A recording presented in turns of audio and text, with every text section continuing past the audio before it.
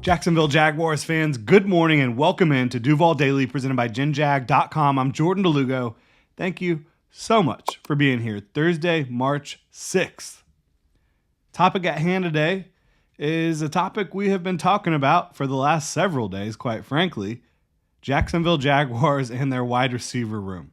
So, if you have been hiding under a rock for the last 24 hours, the Jaguars, they are releasing Christian Kirk. Hasn't officially happened yet, but according to Adam Schefter and everyone else on the internet, Christian Kirk being released by the Jaguars, which will free up $10.4 million in 2025, cap space, right? That's a big chunk of change. And the Jaguars already had a good bit of salary cap flexibility. After the Christian Kirk release processes, they'll have over $48 million in salary cap space for 2025. And $48 million is a lot to play with. And this is not a team that needs a complete rebuild. They need safety, a corner, an interior offensive lineman. And now, after releasing Christian Kirk, they certainly need another receiver to pair with Brian Thomas Jr. Because even though you're probably going to be paying Gabe Davis this year, ain't nobody trading for that contract, and it makes more sense just to at least have him and the potential of him being able to be a utility player for you, the potential of him being able to be a good blocker and a vertical threat, which I just don't think you were able to see at all last year, and who knows if he'll be more healthy in 2025. But having him on the roster, I think, makes more sense than releasing him for it's not going to benefit you at all.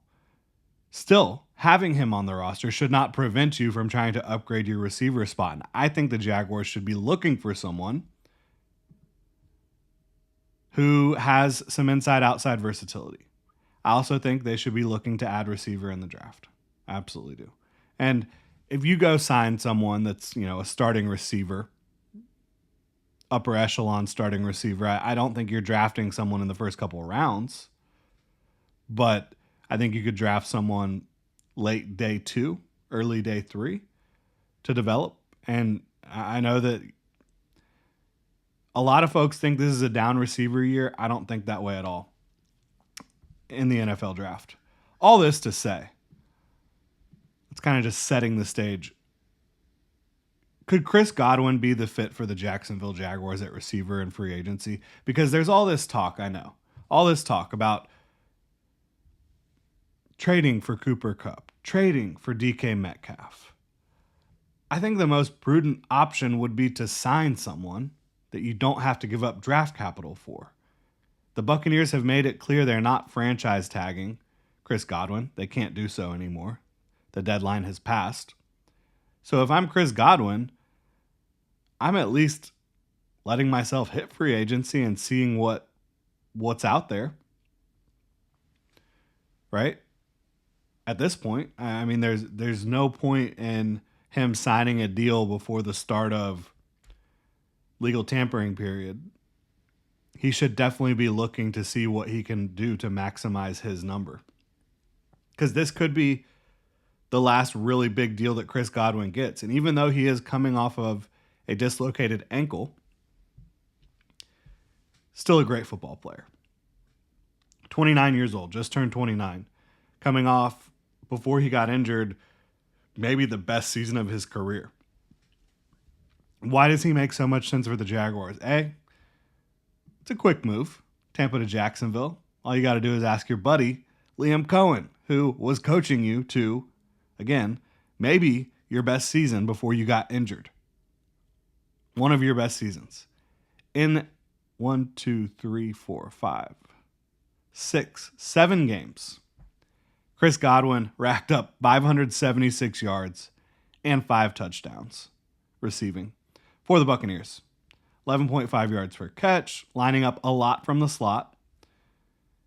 Career almost 60% contested catch rate, right?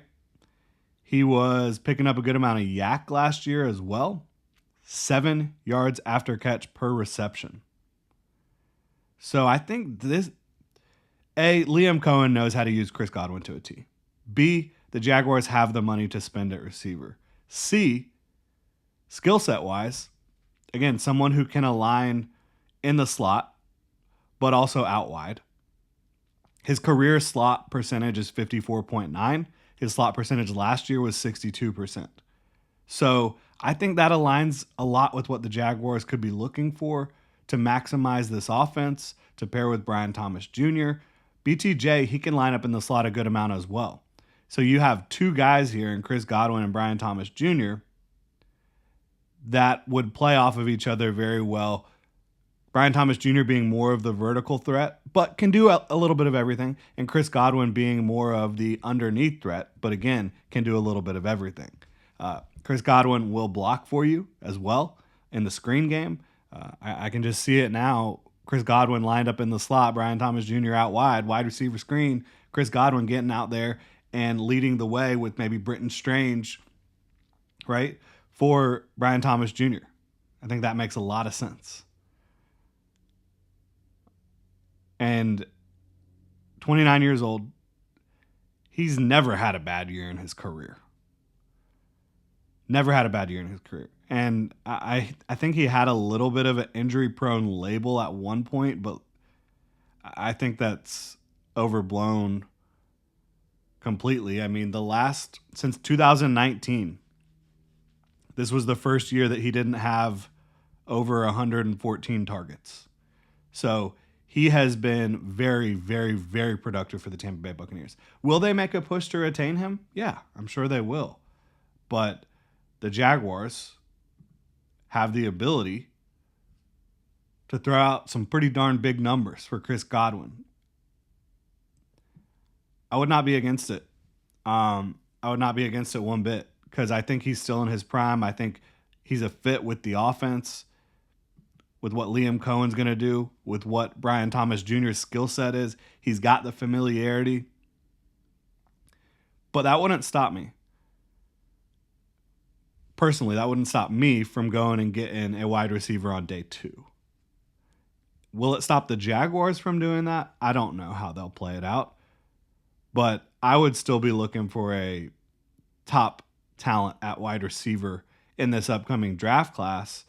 Not in the first round, but second round, third round, yeah, sign me up. Because Chris Godwin at 29, even though he's playing at a high level, I mean, is he a long-term plan? Maybe. He's a hell of an athlete, physical, playing at a high level still. Maybe he could play really well for the next 5 years. Maybe. But I think you really ideally want more than just 2 really good receivers. You want 3. And so I think, could Parker Washington become that? Maybe. Gabe Davis is not going to be that. So where are your other options? I think you want to get another big-time option for yourself. And Britton Strange, I do think, has the ability to develop into a fairly high volume pass catcher too. But Chris Godwin, I think personally this is the best fit out of all the different receiver talk that the Jaguars have.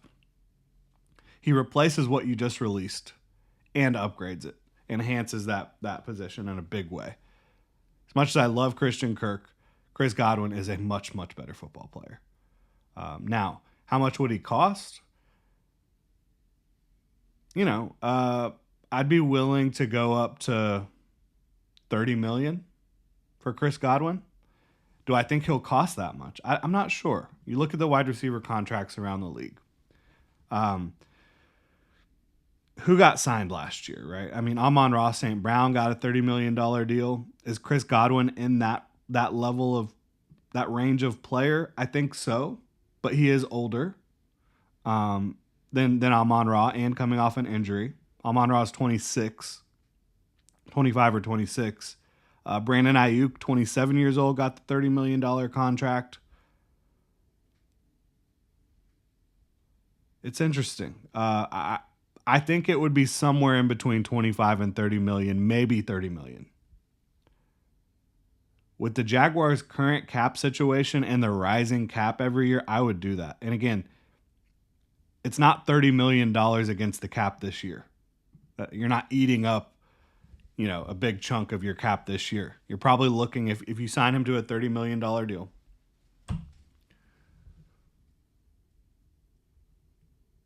that is 30 times 0.4.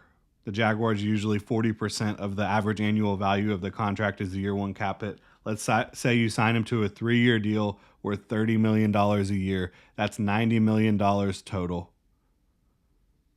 Probably 60 something guaranteed. $12 million year one cap hit.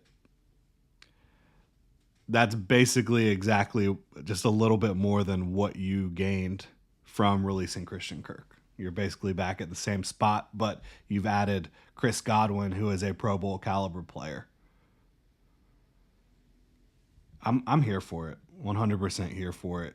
And I know I've talked about